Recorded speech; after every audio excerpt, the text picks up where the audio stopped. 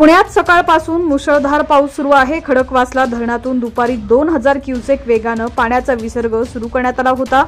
यामध्ये वाढ करून संध्याकाळी 7 वाजता 8734 क्युसेक करण्यात आलेला आहे।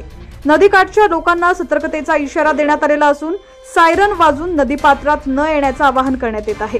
पुण्यातील पावसामुळे खडकवासला धरणातून पाणी सोडण्याची कार्यवाही सुरू करण्यात आलेली आहे। पुण्यात सकाळपासून मुसळधार पाऊस बरसतोय। पावसाची संततधार कायम असल्याने खडकवासला धरणातून पाण्याचा विसर्ग सुरू करण्यात आलाय। धरणातून सध्या 8734 क्युसेक वेगाने नदीपात्रात पाणी सोडले जात आहे।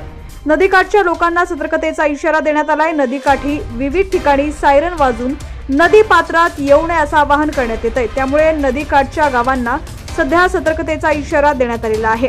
पुण्यामध्ये पाऊस जो आहे तो मुसळधार कोसळतोय। पाऊस वाढला तर निसर्गात आणखी वाढ होण्याची शक्यता आहे। या पावसाचा फायदा उजनी धरणाला होणार आहे। उजनी धरणात पाण्याची आवक वाढलेली असून उजनी धरण सध्या 60.47% भरलेला आहे।